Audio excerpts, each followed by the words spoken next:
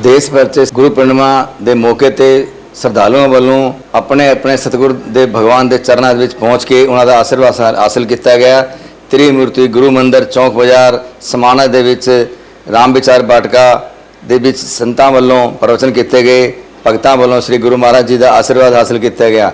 जिंदगी दे विच जिस मनुख ने संसार से जन्म लिया है उसनों अपने गुरु की पूजा अज के दिन जरूर करनी चाहिए है और अपने गुरु का आशीर्वाद हासिल करके अपना जीवन सफल करना चाहिए है। आज श्री गुरु पूर्णिमा है जो वर्ष में एक दिन मनाई जाती है। वेद व्यास देव जी महाराज जी ने गुरु शिष्यों के लिए जो आदि सनातन से परंपरा चली आ रही है गुरु पूर्णिमा, और आज के दिन गुरुदेव के चरणों की पूजा होती है। बहुत दूर दूर से श्रद्धालु आते हैं जो वर्ष भर नहीं आ सकते तो वो साल में एक बार आकर के विशेष गुरु पूर्णिमा आषाढ़ पूर्णिमा जिसको कहते हैं, आज के दिन गुरु के चरणों की पूजा होती है, गुरु के चरणों का ध्यान होता है। तो भक्त नाना प्रकार की अपनी भावनाओं को श्रद्धा सुमन को ला करके गुरु चरणों में अर्पित करते हैं। कहते गुरु के चरणामृत, कहते गुरु चरणाम्बुज निर्भर भक्ता, कहते जो गुरु के चरणों का चरणामृत एक बार पान कर लेता है वो जीव जन्मों जन्मों तक के रोगों से मुक्त हो जाता है। और कहते बार बार जो जन्म लेना, बार बार मृत्यु को प्राप्त होना, उससे मुक्त होता है। कहते जो गुरु चरण रज को धारण करता है। और आज के दिन व्यास पूजा, और कहते कि वास्तव में तो हमारे ग्रंथ शास्त्र कहते कि रोज़ गुरु महाराज जी का पूजन करना चाहिए। रोज़ नहीं कर सकते तो दूसरे दिन, दूसरे नहीं तो तीसरे, तीसरे नहीं तो चौथे, चौथे नहीं तो पाँचवें, पाँचवें नहीं तो छठे, छठे नहीं तो सातवें। कहते सप्ताह सप्ताह कर ले, एक हफ्ते के बाद।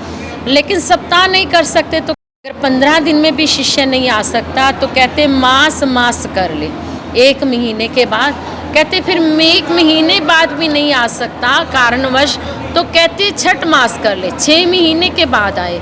अगर 6 महीने के बाद भी नहीं आ सकते तो कहते वर्ष वर्ष कर ले।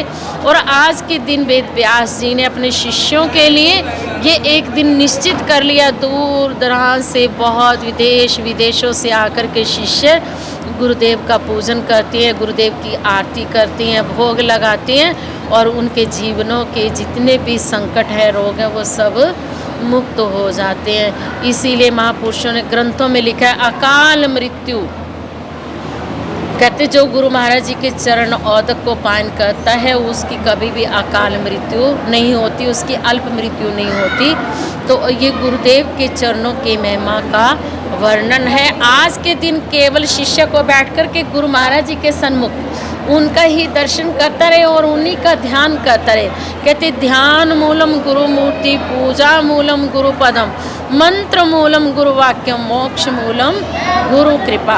आज के दिन गुरुदेव के चरणों की पूजा हो और गुरुदेव का ध्यान हो, और कहते गुरुदेव ने जो अपने मुख से मंत्र उच्चारण किया उसका जाप करे, वो ही हमारा गुरु मंत्र है।